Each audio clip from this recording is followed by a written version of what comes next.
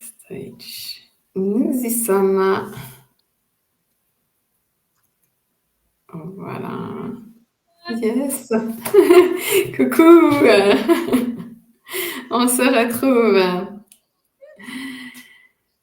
Yes. Du coup, il nous... Ah, Je pense qu'on nous... est direct en live, à mon avis. Ça a Ok. pris un petit peu de temps et comme c'est une première, le compte à rebours est terminé. Et l'idée aujourd'hui, donc, c'est vraiment de partager, d'échanger, d'être sur quelque chose un peu à bâton rompu sur les challenges auxquels on peut être exposé dans la relation parentale. Et puis, avec chacune de nos perspectives, tant que ce soit professionnel, hein, je pense de coach, de maman également, et de se retrouver à voir comment est-ce qu'on y fait face au quotidien, quel est l'impact qu'on veut avoir. Je crois que c'est là qu'on se retrouve, si ça va pour toi. Quelle est la couleur que toi, tu as envie de donner aujourd'hui? Oui, alors moi, je suis moi-même, comme je l'ai dit, on en a discuté du coup avec Maud, comme je suis moi-même, atteinte, enfin, dans ma tête, c'est oui, j'ai le TDAH et que je côtoie, j'en ai discuté sur LinkedIn notamment, et il y a une maman qui m'a dit hier, oui, mais justement, mon fils, elle l'a déscolarisé pendant 2 ans à cause de ça, par exemple, et je suis aussi dans divers groupes Facebook où beaucoup, mais alors beaucoup de mamans, comme qui dirait, on sait justement ces challenges-là par rapport notamment au TDAH, mais je sais que être neuroatypique et la neurologie, c'est sa spécialité. Donc, je me suis dit, pile poil, on va en parler et ça va aider beaucoup de gens. Donc, c'est top. C'est top, hein. C'est top parce que c'est vrai que c'est vraiment aussi une mission, c'est vraiment de toucher énormément de gens puis de montrer aux gens qu'on a tous les moyens de se reprogrammer, qu'on est au cœur finalement de ce qui fait nous-mêmes quand on se reprogramme, quand on change les choses qui nous conviennent plus. Et je trouve que c'est quelque chose qu'on devrait apprendre, on devrait nous apprendre très très tôt. Donc c'est aussi pour ça hein, qu'on était touché par la parentalité, je crois. Avant d'aller vraiment dans le cœur du sujet de la neuroatypie, j'aurais envie déjà, c'est OK pour toi, qu'on parte déjà sur quand c'est, alors quelle est la norme hein, je crois fondamentalement qu'on est tous uniques, mais Oui, de partir sur comment est-ce qu'on se programme déjà, atypique ou pas, et comment est-ce qu'à partir de là, déjà de peut-être mettre les jalons et à partir de là de répondre ensemble aux questions et que ce soit clairement une discussion. Hein. C'est aussi ça l'idée. c'est ça. Euh, j'ai envie, et tu me diras en fait toi un peu aussi ce que tu en penses, quel est ton point de vue. Moi, sur tout ce que j'ai appris et ce que je continue à apprendre, c'est pour ça que j'ai vraiment été dans l'exploration de ces outils-là. Qui nous permettent d'aller au cœur de nous-mêmes, c'est vraiment de dire qu'il y a une phase dans l'enfance. C'est cette phase où on dit que les enfants, ils apprennent très vite. C'est cette phase dans laquelle ils sont, quand ils arrivent dans un état où clairement il y a une ouverture qui est de l'ordre de je me programme, je dois comprendre ce qui se passe dans mon environnement et je vais le comprendre en reproduisant. On parle souvent d'un 0 à 7 ans, hein, sur laquelle on va prendre ce qui se passe autour de nous. C'est là où c'est qu'on retrouve nos enfants à répondre au téléphone quand ils arrivent gentiment à parler. Et puis on a l'impression de dire, mais oh, c'est moi qui réponds comme ça, c'est moi qui parle comme ça, il est en train de m'imiter. Et limite, je pense qu'on l'a tous eu en tant que parents. Hein. Et puis, quand ça nous arrive, on a des fois un grand moment de solitude, puis des fois un grand moment de rire aussi. Se dire, ah, c'est comme ça que je parle, ou c'est comme ça qu'ils m'entendent parler, quoi. Ouais, je vois que c'est du vécu aussi chez toi. Hein. Oui, On a ces anecdotes. Ou alors quand ils prennent la grosse voix, les mains sur les hanches, en train de nous oui, expliquer très sérieusement. Et c'est vrai que ça nous rappelle, en fait, qu'est-ce qu'on fait. Hein.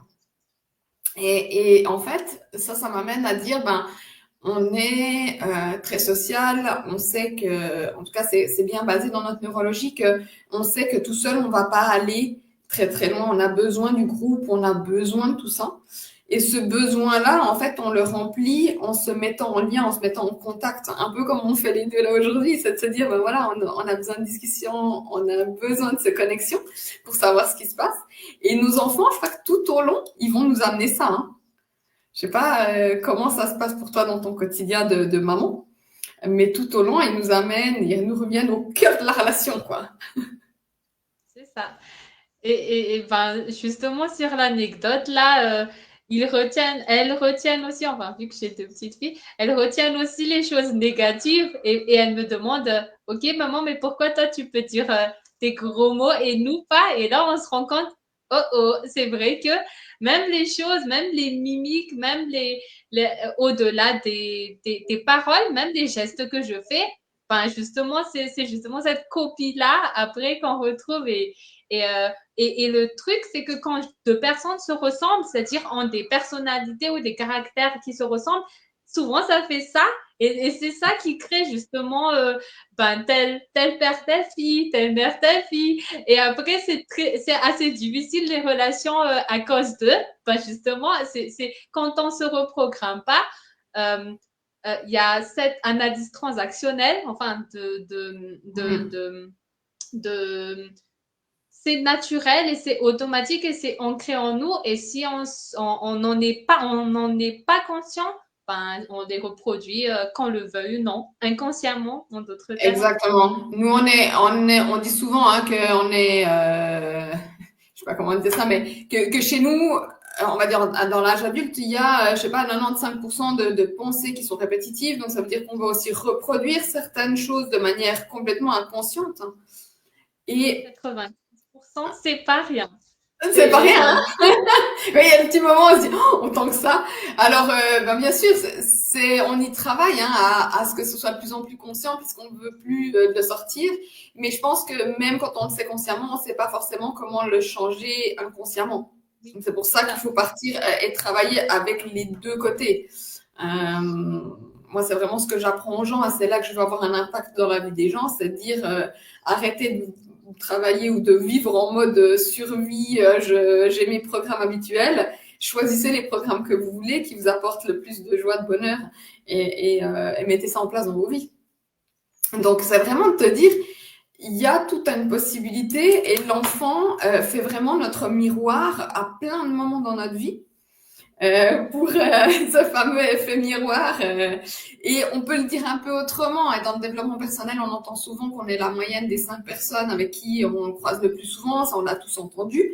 Mais c'est vraiment prouvé que au-delà d'un simple comportement, à force de se comporter la même chose, on a aussi tout le même système de croyances qui se met en place. En ayant le même système de croyance, on sait maintenant que l'hérédité souvent n'y est pas pourtant. Alors tu vas me dire oui, oui, mes filles elles ont sûrement un peu des mêmes yeux, un peu des mêmes choses. Oui. Par contre, dans les mimiques, si on les met dans un autre environnement, petit à petit elles vont prendre les mimiques qui sont pas les nôtres. Hein Mm-hmm. Oui. qui sont pas en tout cas celles qu'elles avaient jusque-là. Donc on sent vraiment, puis ce qui est assez magnifique aujourd'hui, c'est qu'on a croisé des chemins où c'est qu'il y avait des choses qu'on savait, on va dire qu'on se transmettait de génération en génération, et que maintenant la science peut nous expliquer. C'est la beauté de la chose. L'épigénétique nous montre vraiment qu'à force d'avoir toujours le même système de croyance, on va commencer à développer des gènes en fonction d'eux. Et c'est là que, ouais, ouais, si je pense que, et je vais prendre un exemple un peu concret sur lequel je peux souvent travailler, si je me mets déjà même dans une posture où je pense que ça va pas, que c'est quand même difficile, j'ai toute ma posture qui va avec, et petit à petit, ça va le devenir de plus en plus difficile. À l'inverse, on va pas être dans une positivité, on va dire toxique, mais on peut aussi se remotiver, se rebooster, se mettre de l'énergie et montrer ça à nos enfants. Comment est-ce qu'on fait ça? Se faire du développement personnel, c'est faire des choses pour soi, mais surtout aussi pour les autres, pour que tout l'environnement puisse changer. Hein. C'est des missions si larges que ça. Donc, que tu parlais de neurotypie, puis un petit peu d'aller dans tous les sens, c'est aussi souvent mon cas. On le sent là. Donc, j'en étais à l'idée de se dire, bah oui, on est à la moyenne des 5 personnes, mais finalement, en tant que parent, c'est qu'est-ce qu'on veut impacter ou comment est-ce qu'on veut impacter la vie de nos enfants? Qu'est-ce qu'on veut leur apprendre?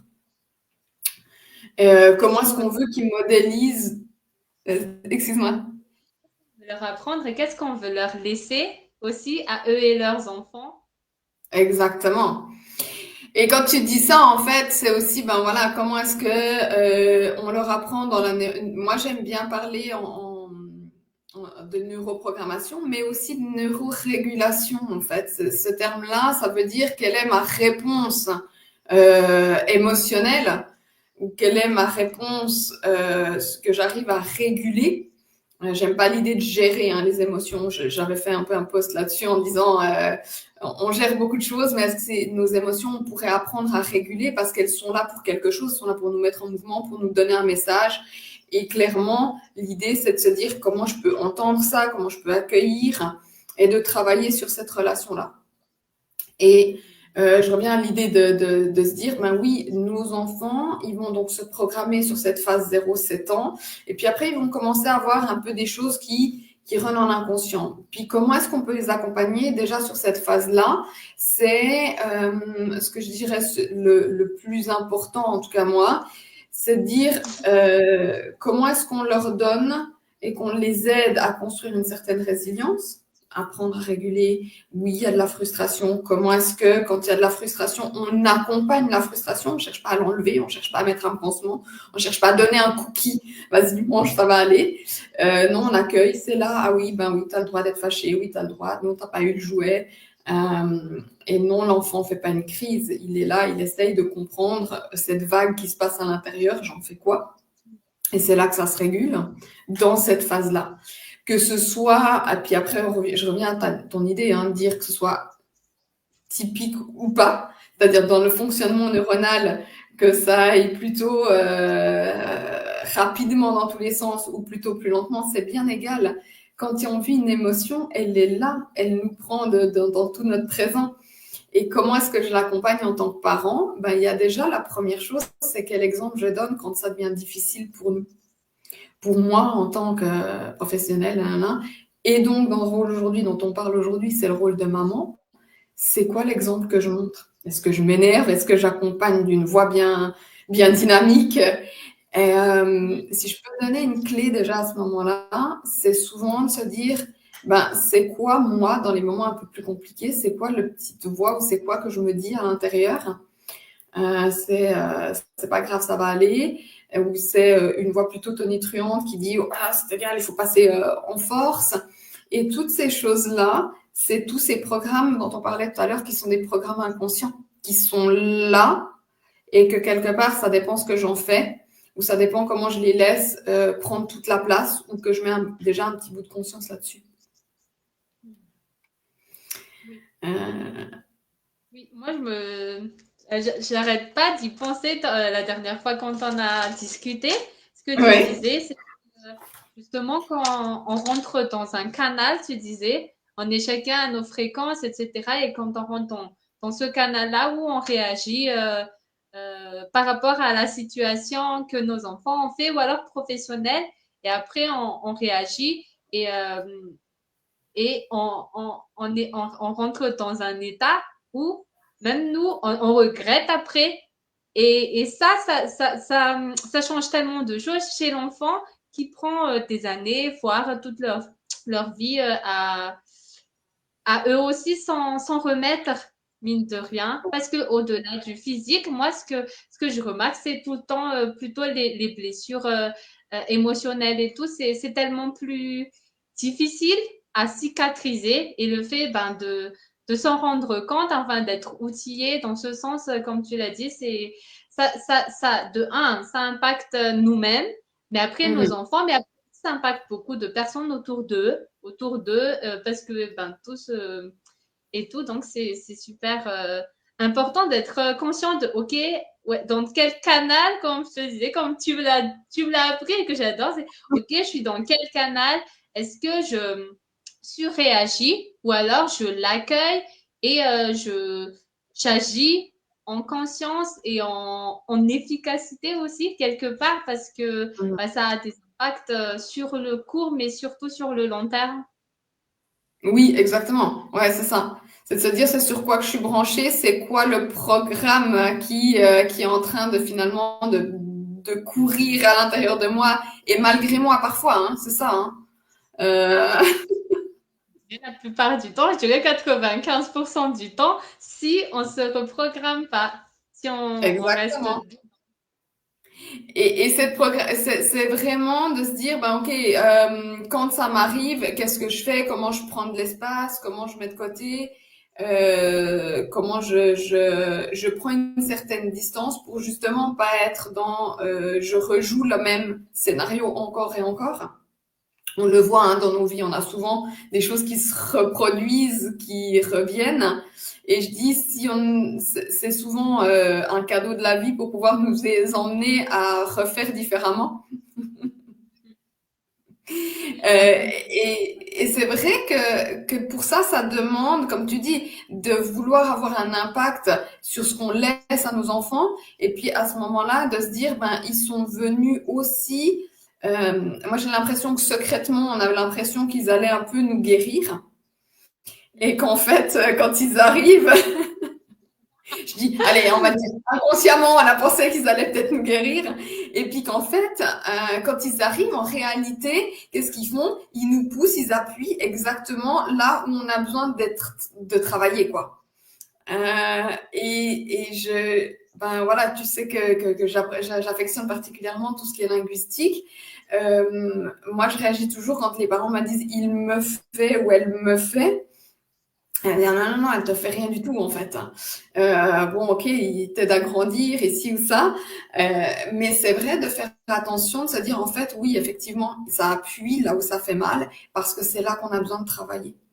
Et c'est autant de signes qu'il y a quelque chose à travailler et qu'on peut, en fait, faire le changement qui fait que on grandit ensemble. Je parlais hein, tout à l'heure en disant, mais c'est vrai que ce qu'on fait pour nous, on le fait pour notre groupe, on le fait pour nos enfants, que ce soit, là on parle d'enfants aujourd'hui, mais que ce soit dans un groupe professionnel, c'est égal. L'essentiel, c'est de savoir quand on fait le travail, on le fait pour tout le monde. C'est quand il y a un groupe, la fameux, qui ose poser la question et tout le monde se dit, ah oui, je vais poser la même. Oui, voilà. C'est ça, c'est quand on est branché sur le même canal. Oui, c'est ça. Voilà. C'est tellement souvent le cas où tout le monde a peur et dès qu'une personne se confie, enfin ose se confier, en fait c'était minimum 80% de tout le monde. Soit on l'a tous vécu, soit on le vit actuellement en général. Exactement, exactement. Donc, je pense que le cheminement là derrière, c'est d'amener ce que je vais amener plus, ce que je vais dire comme plus de conscience. Donc, c'est vraiment d'ouvrir à c'est quoi qui se joue chez moi, c'est quoi qui se joue chez mon enfant. Et s'il y a un petit peu deux, trois choses que j'aimerais dire, c'est vraiment de se dire, ben, on va chercher tout au long, quand je te disais tout à l'heure, bon, on espère qu'ils viennent nous guérir, nos enfants, on va chercher tout au long à avoir un peu notre monde extérieur qui nous ramène la confiance, la sécurité. Et ce que je vais souvent proposer, c'est de dire, mais en fait, finalement, cette confiance, cette sécurité, on l'a tous en nous. Simplement, il faut enlever un peu ce qui cache ça pour retrouver son propre pouvoir. Donc, ça demande de construire une certaine résilience à bien vouloir regarder un peu nos zones d'ombre. Et nos enfants, ils nous ont observés justement pendant cette phase de 0 à 7 bien assez longtemps pour savoir exactement où les zones d'ombre se trouvent. Et après, quand ils arrivent plus loin dans leur existence, ils ont déjà des programmes qui fonctionnent et le reste de nos vies et de leur vie aussi, c'est d'accompagner à toujours plus mettre de conscience, à pouvoir toujours plus créer cette résilience qui fait que, ok, il y a des choses qui sont frustrantes. Ces frustrations, on les vit émotionnellement, on apprend à réguler, donc à régler des choses qui étaient là qui nous appartiennent à nous. Après, on pourrait carrément partir dans le transgénérationnel. Qu'est-ce qu'on a reçu? Qu'est-ce qui nous... Voilà. Mais réellement, c'est qu'est-ce qui va m'aider et qu'est-ce que j'ai besoin comme ressources ici et maintenant pour gérer ce que j'ai en face de moi. Parce que la vie va clairement chaque fois nous offrir des challenges et nous remettre au défi de ce qu'on pensait qui était accompli. Et clairement, dans cette relation parentale, elle nous met au challenge bien plus souvent que ce qu'on aurait peut-être imaginé ou ce qu'on aurait voulu au départ. Oui, en tout cas, ce qui est certain, c'est qu'il y a des choses que nos enfants ou alors notre mari, parce que ça aussi, c'est les 5 personnes à chaque fois, qu'ils prennent, mais il y a aussi des choses qu'on développe. Et où est-ce que je voulais en venir?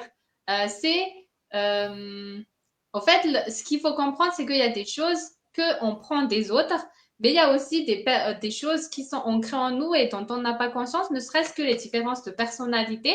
Il y a tellement de tests de personnalité, par exemple, un BTI, si l'autre personne a une personnalité autre, donc il y a des programmes, bien sûr, mais il y a des personnalités aussi de naissance, mais qui peuvent aussi changer. Mais en d'autres termes, il y a parfois aussi des modes de fonctionnement qui sont totalement différents.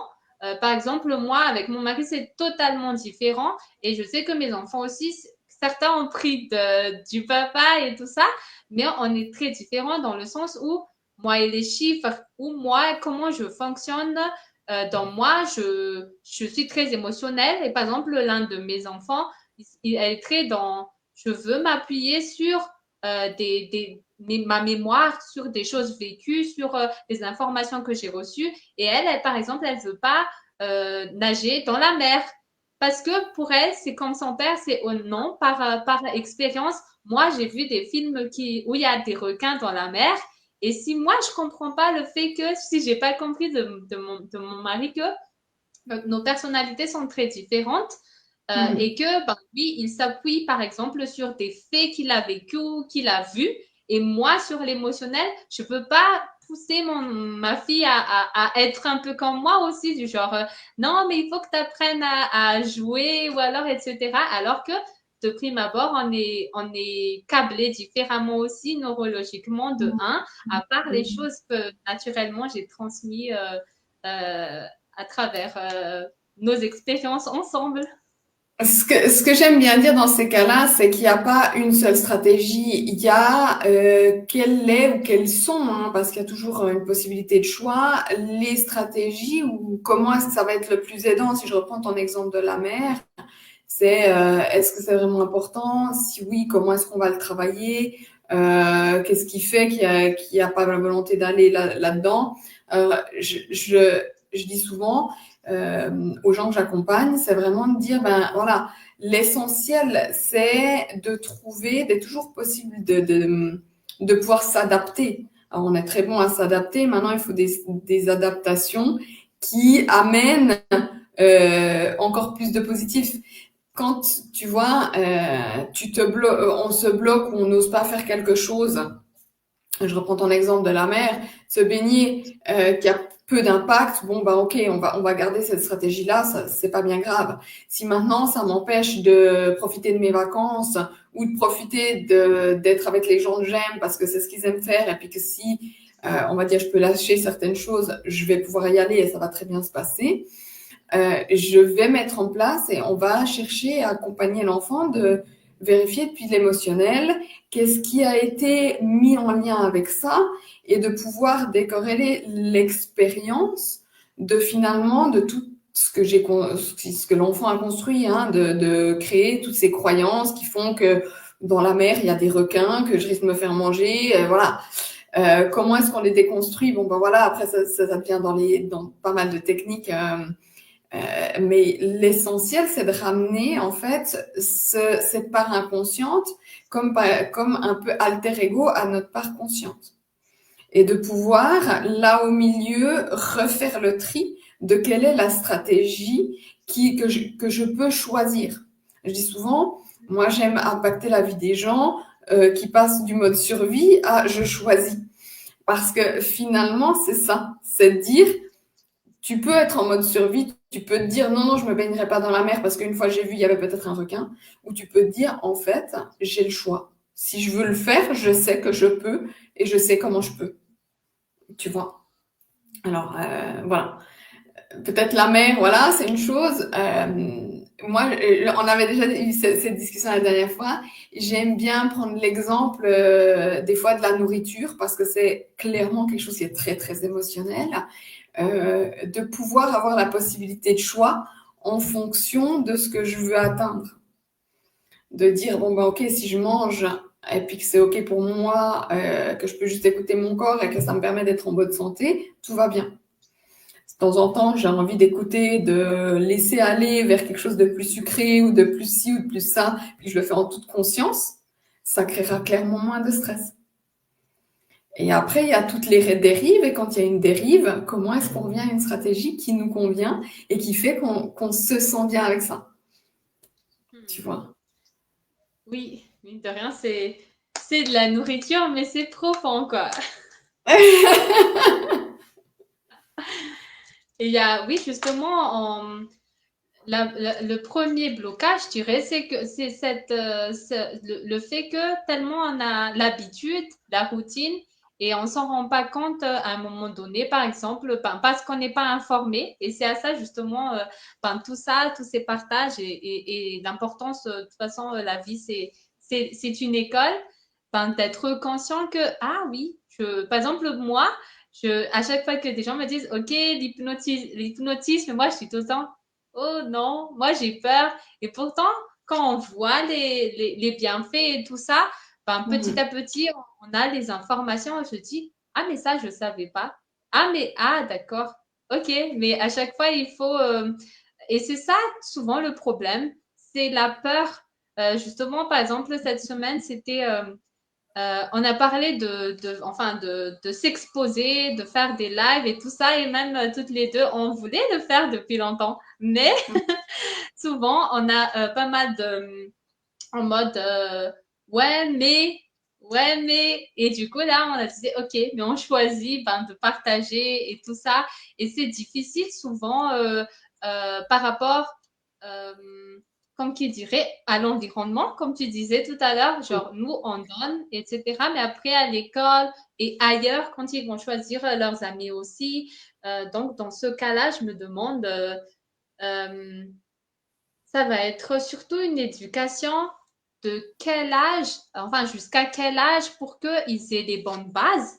C'est-à-dire avant 7 ans, du coup, ça va être, si jamais des personnes ici en bas, par exemple, comment vous avez, comme qui dirait, programmé des choses chez votre enfant ou chez votre adolescent, de quel âge à quel âge, par exemple, ne serait-ce que le fait que les enfants, quand ils arrivent, c'est oh, je jette par ici, je jette par là. Et du coup, je me demande comment et à quel âge programmer sur inciter, programmer, je ne sais pas, montrer l'exemple dans le sens où, OK, à cet âge-ci, elles devraient être capables de faire leur lit. À cet âge-là, de ranger elles-mêmes leurs affaires et ainsi de suite. Je me Mhm. demande, et aussi par rapport à l'adulte, quand inculquer et comment progressivement des choses qui font que, vu qu'ils ont été programmés comme tels, ça va de soi et que c'est plus difficile, c'est plus facile, moins difficile dans le futur de communiquer et de chacun être conscient l'un et l'autre de ce qui se passe à Ouais. l'intérieur de nous-mêmes. C'est l'autre. Alors, j'entends aussi beaucoup de choses dans ce que tu dis là. Donc, alors, première chose, c'est vrai que enfin, déculpabilisons déjà de la chose, c'est qu'il y a beaucoup de choses. Parce qu'on a, enfin, moi, personnellement, j'ai des enfants qui ont plus de 7 ans. Donc, ils ont été programmés. Il y a des choses que je savais pas au moment où je les avais, enfin, où ils étaient petits. Il y a des choses, et on s'améliore tout au long. Comme tu disais, j'adore l'idée, la vie est une école. Donc, on apprend tout au long. Et en fait, la beauté de la chose, c'est comme chez nous, en fait. Il y a des choses que tu as appris après 7 ans, on est bien d'accord. Et c'est dans les répétitions, dans la reprogrammation. Pour ma part, j'utilise énormément les états modifiés de conscience, que ce soit la méditation, l'hypnose, On avait d'ailleurs un peu donné 2-3 choses dans notre première discussion ensemble, de dire, il y a en fait des moyens, au même titre que dans l'enfance, on parle beaucoup qu'on apprend très vite. Quand on a, on va dire, ces parts de nous qui sont connectées ensemble, j'aime bien appeler conscient, inconscient, mais en fait, cet inconscient, c'est cette partie qui fait qu'on respire, qu'il y a des choses qui se passent dans qu'on digère, qui se passent dans notre corps, sans trop qu'on ait à y penser. Je vais l'expliquer comme ça. Et dans ces états modifiés de conscience, on va pouvoir très rapidement avoir comme un espèce de dialogue avec nous-mêmes. Et d'ailleurs, c'est des états complètement naturels qui se passent dès qu'on fait quelque chose de répétitif. Et d'ailleurs, on a tous, je pense, une activité qu'on aime particulièrement qui peut être très répétitive.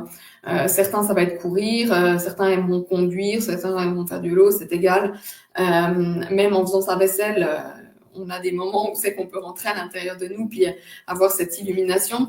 C'est rarement, d'ailleurs, tous les gens qui écrivent, les grands écrivains, ils disent souvent, c'est pas forcément quand je me mets en face de mon papier, j'ai eu cette idée, cette brillante idée en marchant, en allant me promener, en ci ou ça. Et tous ces moments-là sont des moments tout à fait propices à être dans, OK, je ressens déjà ce que j'ai envie pour moi et j'en crée ma réalité à ce moment-là. Apprenons aussi à nos enfants à le faire et le monde de l'enfant, comme nous les grands-enfants, on aime beaucoup particulièrement les histoires. Donc je dis souvent, rien de tel que de raconter ou d'avoir une exigence, ça va pas forcément fonctionner, range ta chambre comme ça. Par contre, raconter une histoire qui amène à ce que gentiment on puisse même ranger la chambre et puis au début on le fait ensemble, puis il y a une belle histoire, puis c'est un moment qui crée aussi cet émotionnel où c'est qu'on est attaché à des choses positives, ça nous rappelle en gros des bons souvenirs, c'est comme ça qu'on met les choses à l'intérieur de nous. Et ces moments-là créent des moments où c'est que ça devient agréable de faire les choses. D'accord. Et j'en ai perdu la deuxième partie de ta réflexion, mais je voulais clairement te culpabiliser. Oui, non, je trouve que ça a répondu en gros à tout ça.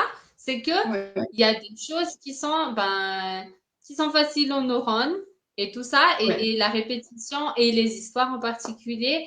Et c'est pour ça que tout ce qu'on mémorise, soit ça a été de l'art, des histoires en d'autres termes, ou alors de la musique et tout ça, c'est parce que ça a toujours été une répétition et ça a toujours été émotionnel, agréable. Voilà, Puis après, exactement. ou alors on décroche par rapport à ça. Exactement. Et je vais faire un lien avec ce que tu pouvais aussi dire, amener au départ, c'est-à-dire que qu'est-ce qui se passe quand il y a une neuroatypie? Donc quelque chose après il y a plusieurs discussions là-dessus, puis je pense qu'on est encore au balbutiement de ce qu'on peut apprendre là-dessus, mais c'est un milieu c'est aussi un thème qui m'anime particulièrement. C'est de dire, en fait, on a quand même tous quelque part la même manière d'apprendre, donc on peut tous réapprendre, d'accord.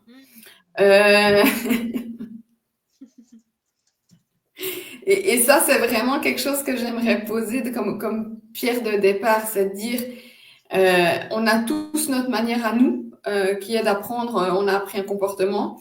Il faut aussi comprendre que tout ce qui est TDAH ou activité, on va dire, où c'est qu'il y a une répétition, et ce côté TDAH, ça va emmener à j'ai des idées qui pensent tout le temps, j'ai tendance à procrastiner, ces questions-là, où ça part un peu dans tous les sens, comment je rattrape mes idées. C'est un peu, je vais le dire comme ça, des symptômes qu'on pourrait avoir dans un état, si on va dire, si on se considère pas forcément comme TDAH, mais qu'on peut avoir dans un état de stress. Donc l'idée, tu vois, comme le canal de tout à l'heure, c'est de se dire, OK, quand je suis branchée avec un gros niveau d'énergie comme ça, comment est-ce que je mets en place dans mes routines quotidiennes ou dans celles de mon enfant quelque chose qui ramène avec un état un peu de plus calme, de ramener toujours cette ressource de dire, OK, je me recentre. Comment ça se passe quand je prends des moments où je reviens, par exemple, sur ma respiration. Pour l'adulte, ça va être un très bon ancrage. Pour l'enfant, Ça va être aussi comment je mets dans ma routine quotidienne des histoires qui aussi, hein, on voit bien quand on lit des histoires aux enfants, ce côté je regarde dans le vague, je suis là sans être complètement là, qui le recentre, qui recalme. Alors tu vas me dire c'est pas toujours possible, mais si on devrait avoir un impact, pour revenir à ça, c'est de se dire, ben, les moments que je prends avec mes enfants, ça doit être des moments, en tout cas pour moi, des moments de qualité qui emmènent à avoir un impact, pas que court terme, qui ont cette idée d'éducation, qu'est-ce que je veux vraiment transmettre, c'est quoi la graine que j'ai envie de planter et de voir pousser. Ok? Et ça se travaille, ça se cultive ben, dans la relation qui est un de mes dadas, hein, c'est comment est-ce qu'on rentre en relation avec l'autre, comment on reste connecté, et c'est vraiment ce qu'on doit apprendre, nous avec nous, nous avec notre enfant, nous avec ce que tu disais tout à l'heure, tous les gens qui nous enterrent et puis quelque part qu'on a mis assez proche de notre cœur, donc il y a souvent notre conjoint, nos parents, voilà, ces relations qui sont des fois tellement challenging, mais qui nous apprennent aussi tellement à grandir et de mettre énormément de conscience dans ces relations-là, ça t'emmène vraiment à grandir, à pouvoir peut-être même faire autrement, parce que des fois, on a vraiment cette envie-là en tant que parent, de se dire comment je fais quand je fais autrement. Et tout ça, c'est des choses qui, grâce à la neuroplasticité du cerveau, et ça, on l'a tous, qu'on ait une atypie ou une unicité qui est la nôtre, on l'a tous. Donc, la neuroplasticité, c'est la capacité à recréer des connexions neuronales dans notre cerveau. C'est un peu, j'aime cette image de, tu sais, d'un cerveau qu'on peut un peu pétrir, un peu comme à l'image de la pâte à modeler qu'on a pour nos enfants. Voilà. Donc, nos enfants l'ont énormément, cette capacité-là. On parle souvent aussi un peu de toutes ces hormones de croissance. Enfin, eux, ils sont vraiment dans ce développement, on sait que ça cultive, ça grandit très vite. Par contre, on sait aujourd'hui qu'on l'a dans tous les stades de notre vie et plus on l'utilise, mieux ça se passe parce que le cerveau est un muscle. Donc, apprenons à nous muscler.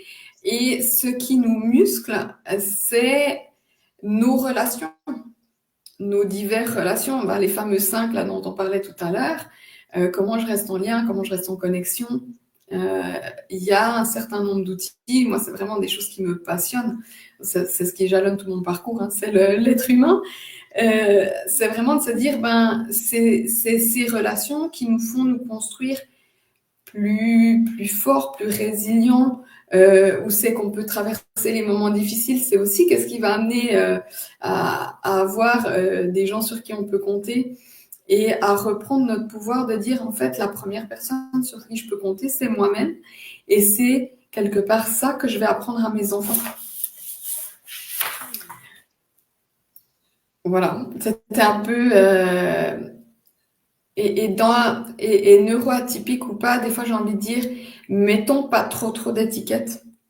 Euh, voilà, parce que c'est un peu l'idée de la stratégie de tout à l'heure. Est-ce que ces étiquettes nous aident ou pas?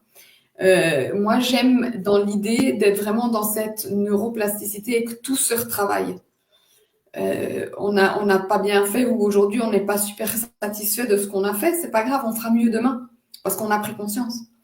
Et on va travailler sur nos habitudes qui vont nous amener à faire mieux demain. En effet, au fait, ça aide à accepter le fait de le savoir. Le première étiquette, c'est ah, finalement, je suis pas aussi extraterrestre que ça. Enfin, et ça aide juste à dire, ok, c'est pas aussi dramatique que ça, et j'accepte. Et une fois accepté, justement, cette conscience-là dont tu disais, c'est une fois qu'on est conscient, on se dit, ok, je suis comme ça, et c'est cool, j'en suis consciente. Je me suis tapée sur les murs, je me suis fait écraser, tout ça. Ok, comment je peux utiliser tout ça? Comment je peux réécrire mon histoire en d'autres termes et tout ça? Donc, c'est à partir de là que, ben, justement, je choisis. C'est plus un non, mais je survis, ta. Et c'est tellement ça que je vois dans les groupes. C'est une fois justement qu'on le sait aussi, enfin, quand il y a cette étiquette que tu disais, une fois qu'on décide de le poser à chaque fois, justement, ça devient, on est reprogrammé justement à se dégrader au lieu de, comme tu le disais, à se développer personnellement à ces moments-là. Donc, oui, c'est vrai que ça peut être, comme qui dirait, un soulagement au début, mais justement, ça devrait être utilisé dans le sens où on exploite ça au lieu de être dans une posture de victime, en d'autres termes. Et c'est ce que je vois beaucoup pourtant dans les groupes où justement, on a besoin d'être éduqué, d'avoir les bonnes informations sur, OK, c'est un fait, comment exploiter, du coup. Oui, exactement. C'est-à-dire que dans n'importe quoi qu'on va se dire sur le bon bah ok je suis comme ça c'est ok si c'est pour en travailler en faire quelque chose, si c'est pour mettre l'étiquette qui fait que je deviens une victime et puis comme tu dis qui fait que en fait je renforce le message, et ce message c'est vraiment ce que je disais aussi tout à l'heure, c'est ce message que je vais me dire assez souvent à moi-même, et là commence vraiment notre travail de reprogrammation et de prise de conscience. Ce message que je vais me donner à moi-même, si je répète toujours le je suis d'une étiquette que je me suis collée très tôt ou qu'on m'a collé très tôt, hein, parce que souvent, et ça c'est aussi quelque chose que j'aimerais vraiment lâcher pour les parents, je pense que c'est une clé importante, souvent les premières choses qu'on nous a dites, qu'on nous a assez répétées, donc tu vois de nouveau la répétition, c'est l'environnement proche, donc ça peut être nos parents, parents assez élargis, hein, je pense pas qu'au papa-maman. C'est l'environnement dans lequel on a évolué, et souvent quand on écoute, on commence à revoir un peu notre histoire là qui se passe à l'intérieur de nous-mêmes.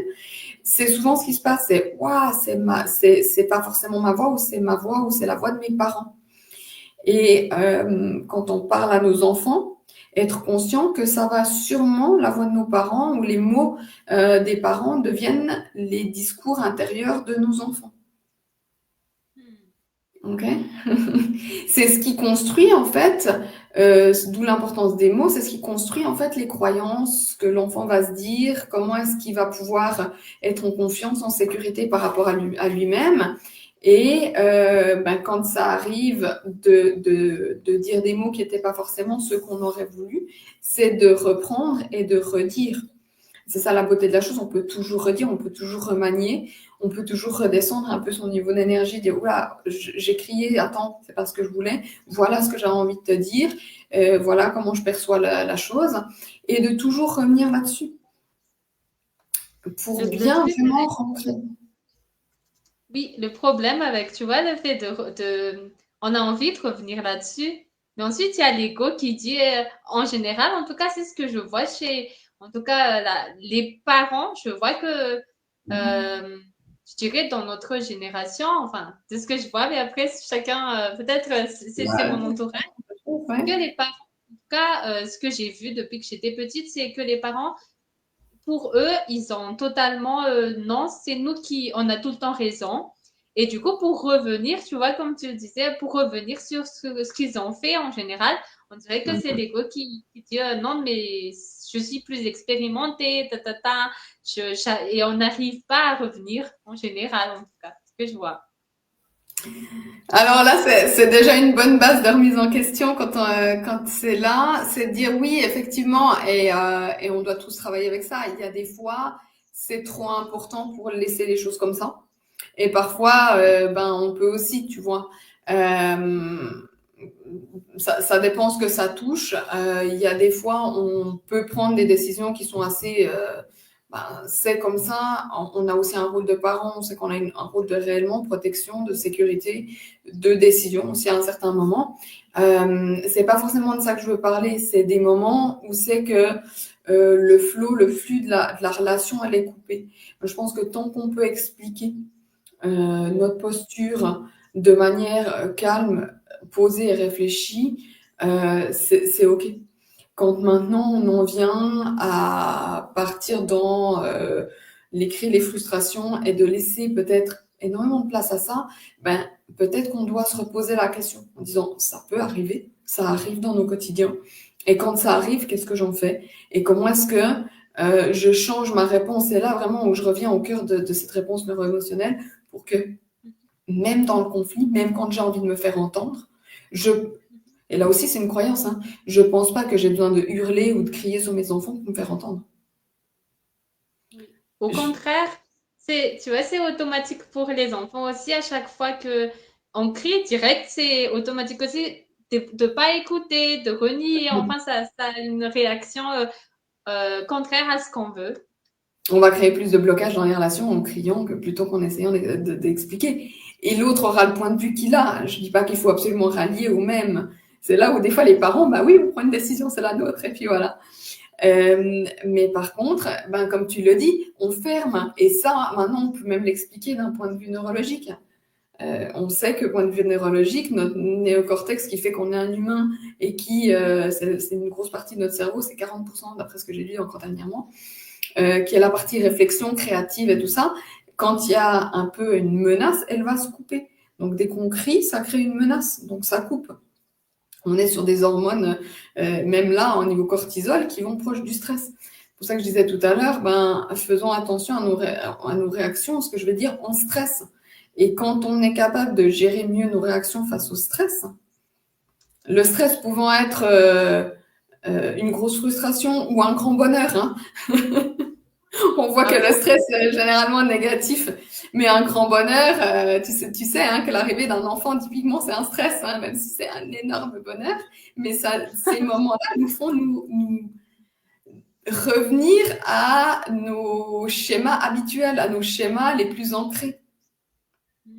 Tu redécouvres une personne ou tu découvres une personne dans ces moments de stress, ça c'est sûr.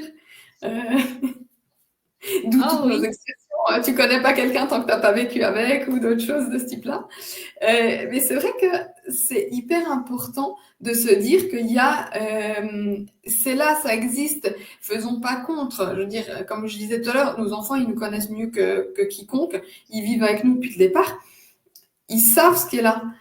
Donc il y a des moments, sans dire qu'on est faux ou qu'on a fait faux, on a juste peut-être pas fait comme on aurait envie, ou on aimerait se donner la possibilité de refaire mieux que ce qu'on a fait.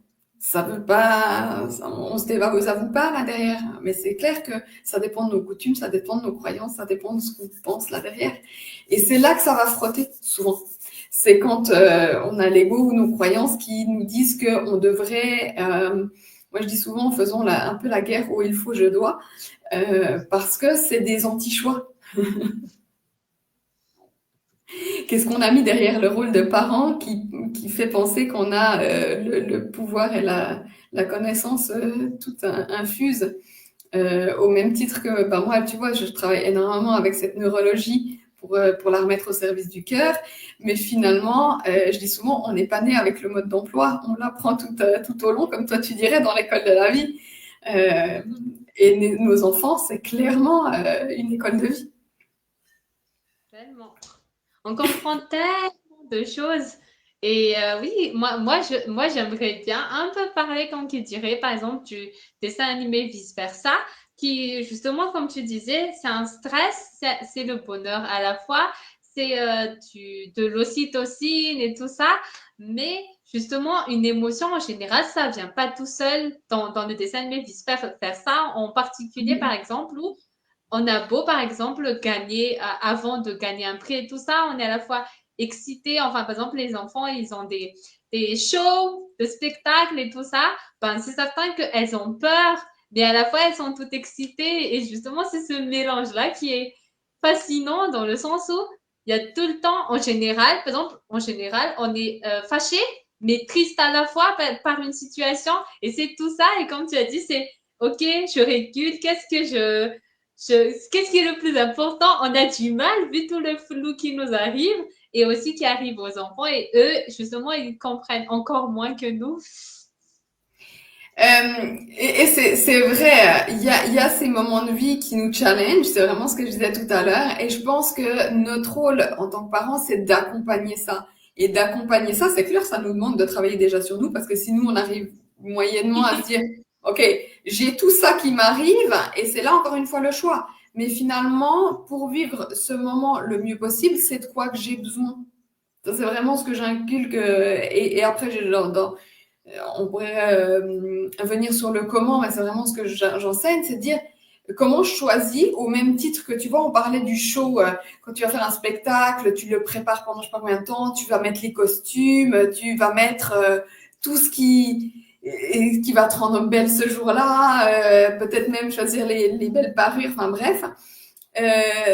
Et si on prenait le même temps à choisir nos états émotionnels qui vont être le plus soutenants pour vivre ces moments-là? Et si on apprenait à nos enfants à faire la même chose?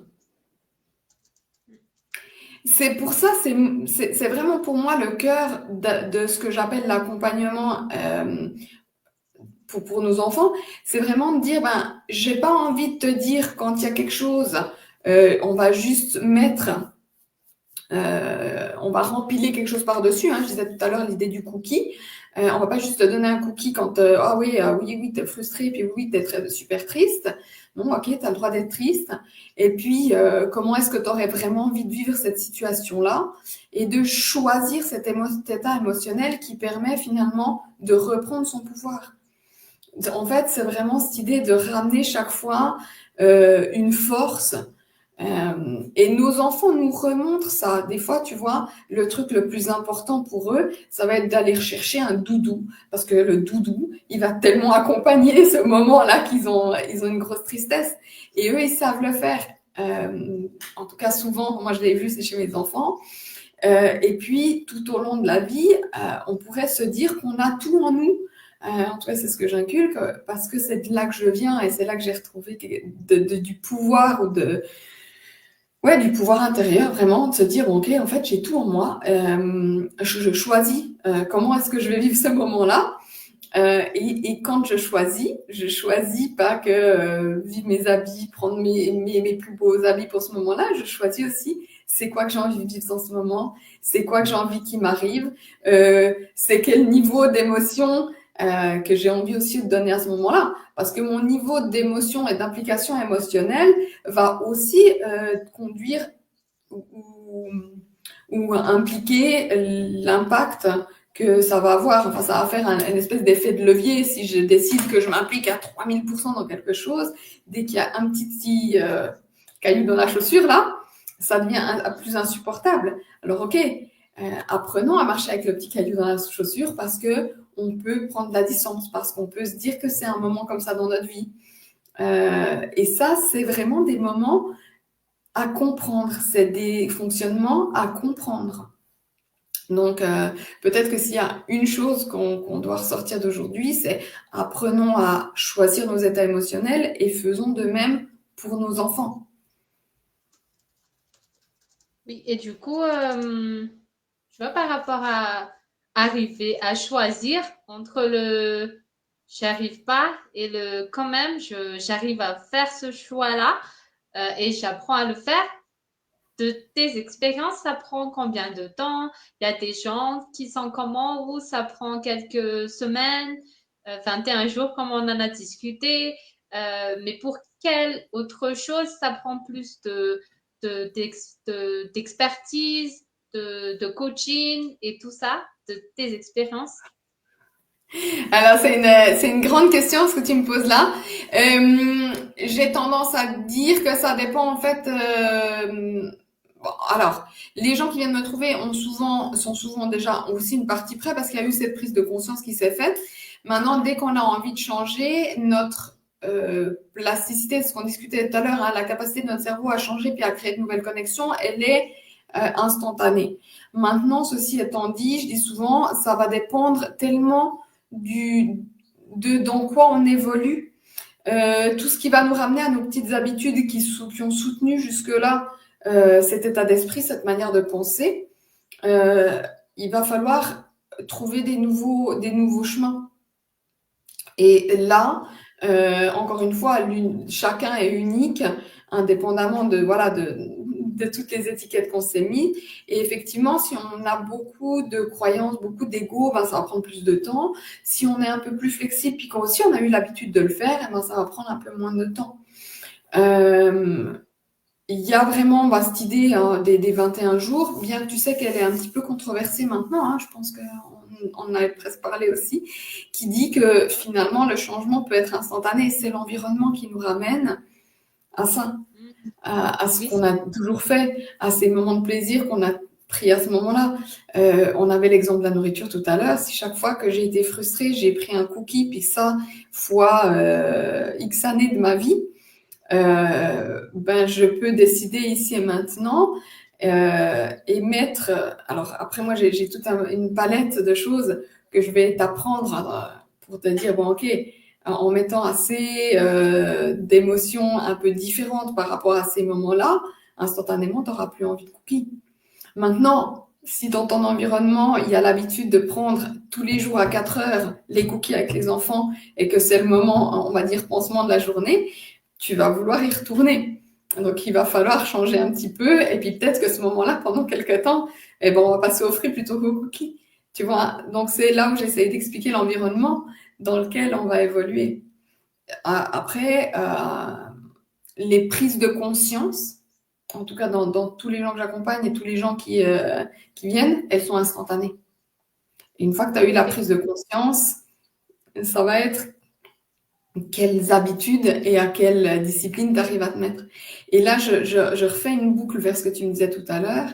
Effectivement, là, la neuroatypie, ou quand on a, si on parle du TDAH, pour rester dans celui-là, où c'est qu'on a tendance à pas avoir tout le temps la même routine. C'est super pour avoir des prises de conscience très rapides, de pas avoir tout le temps les mêmes routines. Maintenant, quand il faudra installer une routine qui soutient le nouveau, la chose nouvelle qu'on a mis en place, on va un peu plus se faire challenger par la vie. c'est ça. Et c'est là où c'est hyper important d'être accompagné, de te dire, parce que moi je vais t'accompagner sur cette thématique-là, je vais te donner des trucs qui vont permettre que oui, oui, tu vas t'en rappeler, puis tu vas t'en rappeler assez souvent, une fois par jour, pour créer la répétition, tu vois. Et puis ça, on va le travailler ensemble. Mais ce qui est hyper important pour moi, c'est chaque fois de rendre le pouvoir à la personne, donc c'est de la rendre autonome, dit autrement. Donc assez vite, je suis vraiment sur de la transmission d'outils qui te permettent d'améliorer ton quotidien. Voilà. Donc, c'est des choses que tu connais aussi. Bah, je suis sûre que tu es là aussi pour soutenir tes clients, mais chaque fois pour leur redonner plus d'autonomie aussi. Hein. Oui, c'est ça. Ouais, c'est tellement ça. Ouais, c'est instantané souvent, mais la réalité, c'est difficile de sortir de la réalité. Et c'est pour ça que à chaque fois que ben, on veut complètement changer de vie, ça change ça facilite les choses de changer d'environnement complètement, de Ouais. pays, Oui. Oui. ça, ça débloque les choses tellement plus rapidement. Je comprends mieux. Oui, si on C'est est sûr. débloqué. Alors, il y a le changement d'environnement et il y a, avec ça, tu sais, hein, que des fois, il y a des grands chocs et des grands moments de vie un peu charnières. Et je peux penser à une maladie, un accident, quelque chose qui nous sort de nos habitudes quotidiennes et dans lesquelles on a quelque part une chance souvent. Et il y a beaucoup de gens qui vont te le dire. C'est à ce moment-là, j'ai eu un déclic et en fait, ils ont complètement changé. Souvent, ce que j'ai envie de dire, c'est n'attendons pas ces moments-là. Mais par contre, ils font aussi partie de la vie et accueillons-les comme des cadeaux qui nous permettent en fait de faire un changement et de prendre la distance, de faire autrement. Euh, et c'est des beaux moments pour se réajuster aussi. Voilà. Voilà. Yes. Oui, c'est des Et, cadeaux. J'aime bien, ces derniers temps, j'aime bien dire cadeaux mal emballés. J'ai entendu ça quelque part. Après, c'est tellement devenu ça. C'est à chaque fois qu'il y a un challenge, qu'il y a des choses, par exemple, ben, par rapport aux enfants ou par rapport au mari, par rapport à moi-même, par rapport à ceux qui m'entendent, c'est OK. Changeons de perspective, entrant dans le canal où c'est un cadeau mal emballé et de toute façon, tout agit positivement comme tu l'as dit, parce que ben, si ça arrive, c'est que ben, c'est un peu, comme qui dirait, de l'espoir, de la foi, mais en tout cas, c'est certain que c'est pour nous faire grandir. Si on n'est pas trop pessimiste, c'est tout le temps, à chaque fois, pour apprendre une chose, pour devenir une meilleure version de soi, à chaque fois. Oui, exactement. Et moi, c'est vraiment aussi la question que j'aime poser, c'est de dire, OK, bon, tu l'as appris comme ça, et j'adore l'idée du cadeau mal emballé. Et en même temps, ça t'a permis d'apprendre quoi, tu vois? J'avais là, même hier, encore une cliente qui a vécu une situation vraiment traumatique. Et en même temps, de se dire, bon, ben, OK, maintenant je prends de la distance et ça m'a permis d'apprendre quoi? OK. Et les prises de conscience, c'est un peu ce que je disais tout à l'heure. Ben, OK, là, on est dans un trauma, dans un choc, qui malheureusement laisse à un moment donné une séquelle, mais en même temps, ça, on peut s'en détacher totalement parce qu'on va enlever, on va dire en gros, la charge émotionnelle qui va avec et on va repartir qu'avec ses apprentissages. Et ça se travaille, ça s'apprend. C'est la beauté de la chose. Alors, moi, c'est ce qui me passionne. Et en même temps, c'est ce qui nous rend éminemment humains de vivre des choses, de vivre des émotions, de pouvoir les rechanger, les remodeler. Et oui, avec les enfants, on est clairement au cœur de ce qui nous anime là derrière. On est au cœur de nos challenges. Pour le meilleur et pour le pire, un peu comme dit le sermon. Oui, c'est vrai. Et en même temps, tu vois, moi, de là où j'en suis aujourd'hui, euh, il y a tellement d'outils que j'ai pu explorer, il y a tellement de choses, je crois qu'on avait partagé. Aujourd'hui, si moi j'utilise des états modifiés de conscience et l'hypnose dans plein de manières différentes, c'est parce que j'avais un de mes enfants à l'époque qui avait tellement de mal à s'endormir. On en rigole encore avec mon mari où on disait mais dans les livres, ils ont dit que ces enfants, ils dormaient 22 heures sur 24 au tout début. Nous, ça dormait pas. Et puis, petit à petit, ben, en fait, moi, ça m'a permis de me développer. Et si tu m'avais posé la question au départ, si j'allais aller dans cette voie-là, non, j'aurais pas pensé. Par contre, la vie m'a emmenée là et je prends ça vraiment comme un cadeau. Hmm. Voilà. Waouh. Et il Le y a cadeau. tellement, comme tu me dis, il y a un milliard de solutions et après chacun son, et il va falloir tester et tout ça. Exact, exact. Waouh, waouh. Ouais. Je sais pas s'il y a du coup quelque part ou c'est Et bon. je vois pour l'instant pas de commentaires. Euh, Je pense que ce qui est important aujourd'hui, c'était de se dire on avait un sujet qui était venu complètement spontanément dans nos discussions. À partir de là, on avait envie d'ouvrir, hein, je pense autant toi que moi, à qu'est-ce que ça peut invoquer, qu'est-ce que les gens ont envie de, ou qu'est-ce que ça vient réveiller, qu'est-ce que ça résonne.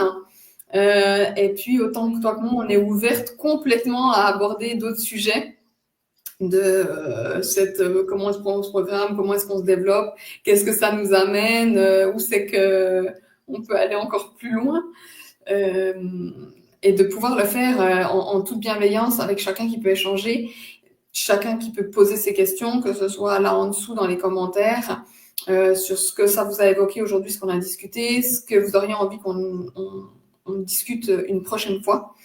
Et puis, nous, on a envie de mener ces discussions de manière assez régulière aussi, hein. Oui, c'est ça. C'est ça. Parce que ben, de toute façon, c'est une première et c'est certain que ben, ça va emmener. J'aime bien dire ça.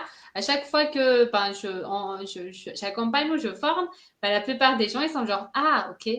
Mais ils ont tout le temps besoin d'assimiler la chose, même si le déclic est là, c'est ok, comment appliquer ensuite, comment où Mhm. ranger quelque part, etc. Donc, oui, c'est certain que s'il y a des questions et tout ça, ça va venir progressivement et de toute façon, on vous tiendra au courant sur, normalement, on s'est dit bimensuel, mais de toute façon, ça dépendra aussi de vos retours, de vos questions et de tout ça. Et bah, on se donne rendez-vous à la prochaine, du coup.